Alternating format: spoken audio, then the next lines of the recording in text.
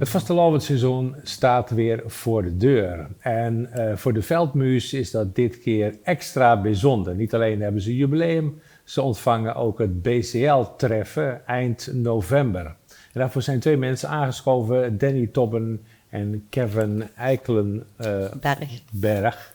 Ja, hartelijk welkom. Welkom heren. Wie schoon het BCL-treffen naar Remuin weer halen? Wie lang is het geleden dat je het hier hebt gehad? 2003. 2003. De laatste keer geweest. Dus dan zijn we 20 jaar weer. Ja. Je zit er toen ook Ja. allebei bij geweest. Ja, echt waar. Ja. Ik niet. Nee, Nee. was ze toen nog Niet niet? in de vereniging. Jij was er wel bij, kun je je nog herinneren hoe het was? Ja, dat was eigenlijk nog in de eigen opstelling van de Oranjerie, zeg maar. Met die grote trappen en noem maar op. En de bühne stond ook ergens anders als normaal. Dus alles stond boven, trappen, alles stond helemaal vol. Vol. Een hartstikke schone optocht door de binnenstad. Waar de burgemeester op het kiosk stond, de vereniging allemaal via de Münsterplein zo naar de Kloosterwandplein weer teruggetrokken. Het was afgeleid vol, diverse zalen boven waar nog andere artiesten stonden te zingen, waar mensen zich kosten ophaaien. Dus dat was een heel andere indeling als wat nu eigenlijk. Een op hele de grote Weddenschap. happening, Ja, hè? ja. Dat maakte heel veel indruk. Ja. BCL-treffen is altijd heel groot, maar Remuin heeft toch iets speciaals. En dat is niet omdat we van Remuin zijn, maar op een of andere manier de gemeenschap van Remuin, de vastelavondsvereniging van Remuin, die zijn al heel hecht. En het is net alsof de rest dan wie een cocoon eromheen gaat hangen, of niet? Ja, dat is heel langzaam zo'n show, ja. Ja. En nu staan we voor het nieuwe BCL-treffen. De Veldmuis hebben een jubileum. Dan kan ze ook inschrijven voor het BCL-treffen. Wie is dit gegaan? Ja, Kevin. Weet je? Ja, je zit jongen. Eigenlijk zouden we 3 jaar geleden al het BCL-treffen organiseren. Ja. Door de hele coronaperiode is dat eigenlijk weggevallen. Ja. Maar alles al geregeld. Oh, echt?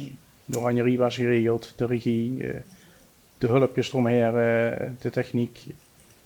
Ja, Alles was geregeld en ja. dan kwam corona. 2 weken voordat het zo plaatsvinden, kregen we door dat het niet door mocht gaan. Ai. Uiteindelijk ging de Oranjerie dat jaar daarna zou het wel kunnen organiseren, maar dan ging de Oranjerie verboden. Of Ja. die jaren Ja. daarna. Ja. En eigenlijk vanaf dat punt dat we weer te horen hebben gekregen dat we het weer kosten gaan organiseren, hebben we de handje nu opgepakt vanaf het moment dat we toen zijn stil bleven staan, zeg maar. Meteen volle gas erin. Voor gaan staan. Ja, ja. Ja. Dat maakt het nu wel extra bijzonder dat het nu eindelijk gaat gebeuren.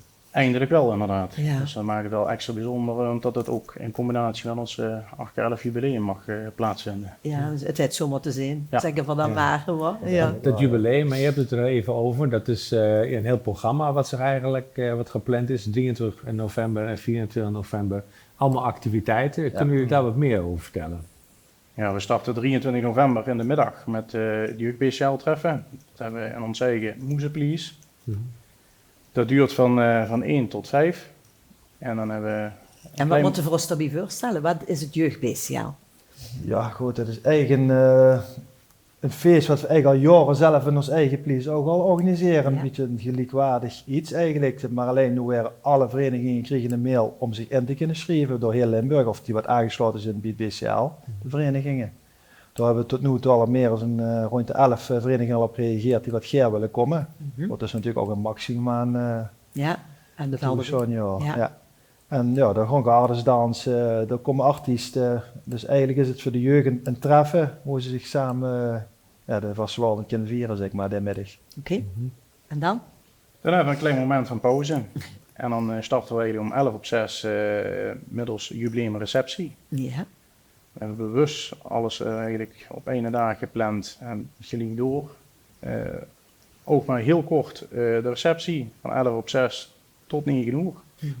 Die vastelavondsrecepties, dat waren jaren geleden toch hele lange... Dat was al bijna een evenement op zich, als je daar in de rij stond. Ja, voor prinsrecepties wel. Is nog inderdaad, steeds. maar Is het nog steeds. De Ja. jubileumreceptie is eigenlijk Is meer anders. gericht Compact voor houden. het bestuur. Dus Ja. dat is inderdaad compacter. Ja.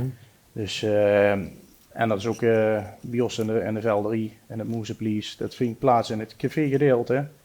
En vanaf 7 uur begint de DJ met muziek te spelen in de zaal. Feestavond. Ja, en dan starten we om 9 uur met de eerste artiest, deelopend. Dat is in principe bij ons horen. Ja, Dat, eigenlijk in één sla je door. Ja, en de artiesten zijn bekend. Die Mogen zijn we er bekend, van inderdaad. vertellen? Ja, we hebben diverse artiesten. Hempetemp, Frans Steunis, Steyr Stark, Big Benny, Erik Ja. Kruts. Zo'n. Patrick alles. Gerrits. Ja. En is dat vrij toegankelijk of is de entree? Moeten mensen kaarten kopen? Nee, dat is allemaal vrij toegankelijk. Kijk, Ook mooi. voor de mensen met een kleine beurs. Ja, In super. Bioschoen. Zo hoorde het ook. Ja. Ja. Ja. Dan gaan we naar zondag. Ja. Een hele speciale Ja, dagen ook weer. Dan hoor. Ja. trappen we af om 11 op 10 met de Heilige Mis. Ja. In de Heilige Hartkerk in het Remeunse Veld. Ja. En dan gaan we daarna met de genodigden een hapje eten. En dan gaan we ons klaarmaken om te gaan verzamelen in de orangerie in de binnenstad. Dan Voor gaat het grote gebeuren. BCL-tref. Ja, Ja. En wat gaat er gebeuren? dan gaan we starten met de optocht. Mhm. Dus, een klein parcoursje, een stukje door de binnenstad. Er werd ook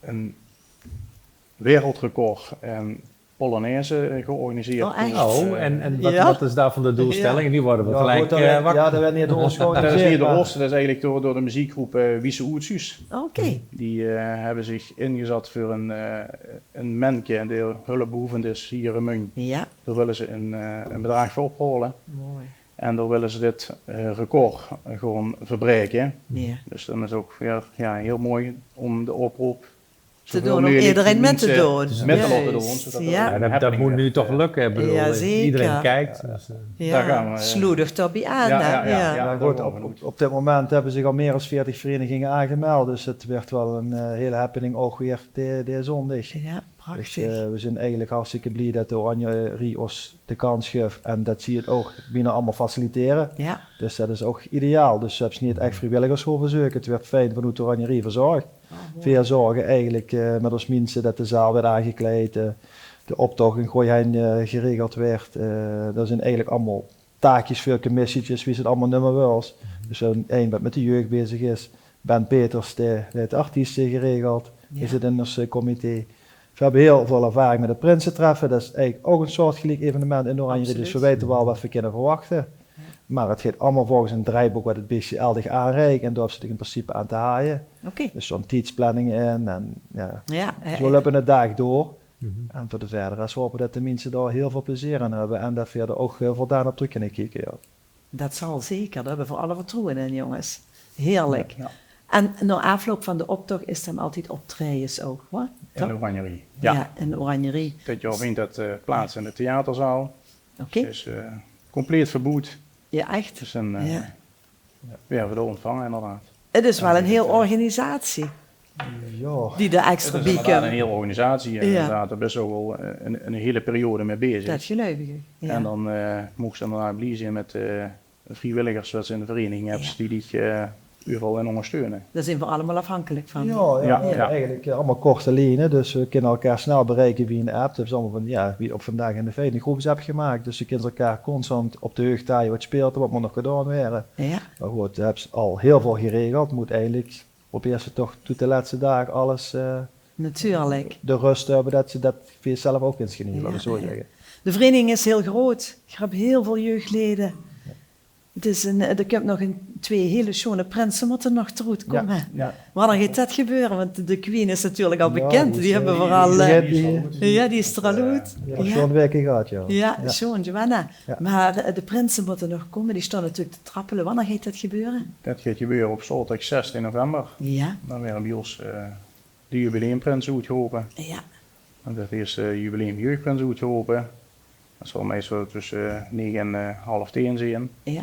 En ongeveer een uur later dan hopen de grote jubileumprins uit. Is het, omdat het jubileumprinsen zijn, is er dan ook, is er ook iets anders aan? Krijgt ze dan een andere medaille of een andere...